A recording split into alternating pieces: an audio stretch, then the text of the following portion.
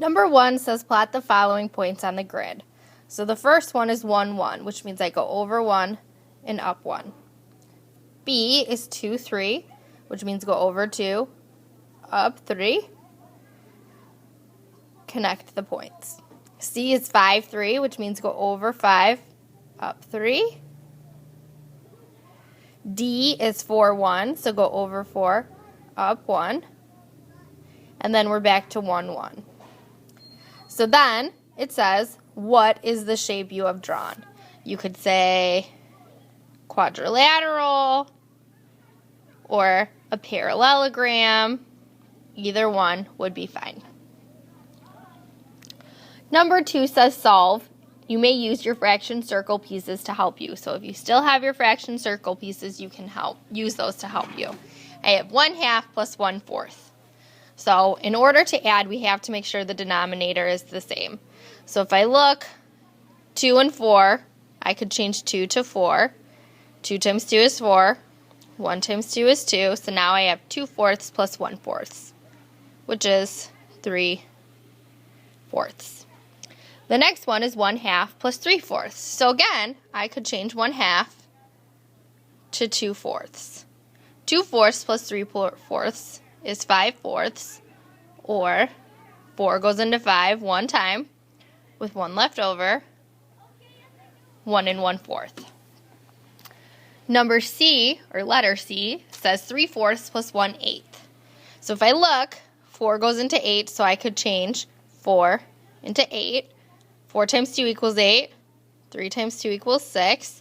So now I have 6/8 plus 1/8 equals 7/8. And my last one is 1/4 plus 3/8. So again, I could change my fourths into eighths.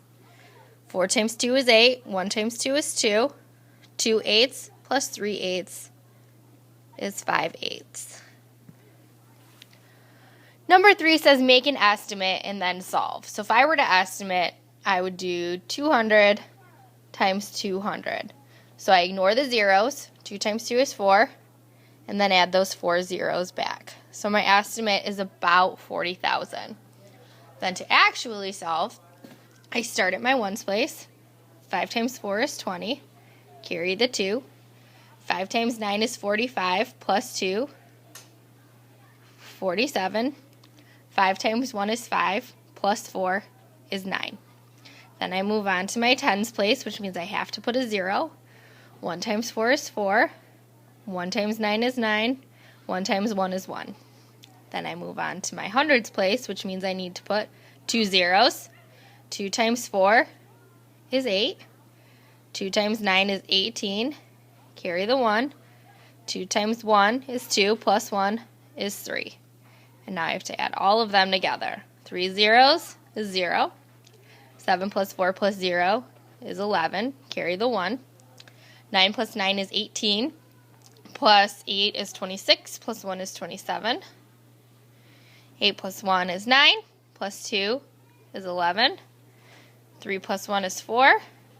So your answer is 41,710. For number 4, it says round to the nearest tenth. So for our first one, we have 45 and 52 hundredths. We want to round to the nearest tenth, which is the 5. So we look to the number to the right. Since it's a 2, we round down to a 5. So it's 45 and 5/10. Then we have 60 and 18 hundredths. We want to round the tenth, which is the 1, so we look to the right at the 8. Since it's an 8, we round up, so our 1 will become a 2. So it's 60 and 2/10. Then we have 123 and 45 hundredths. We want to round to the tenths, so again, look to the digit to the right, which is a 5, so we round up.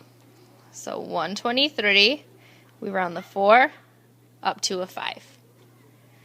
38 and 27 hundredths, we round around to the 10th, right here, which is a 2, so we look to the right, it's a 7, we round up, so it would be 38.3.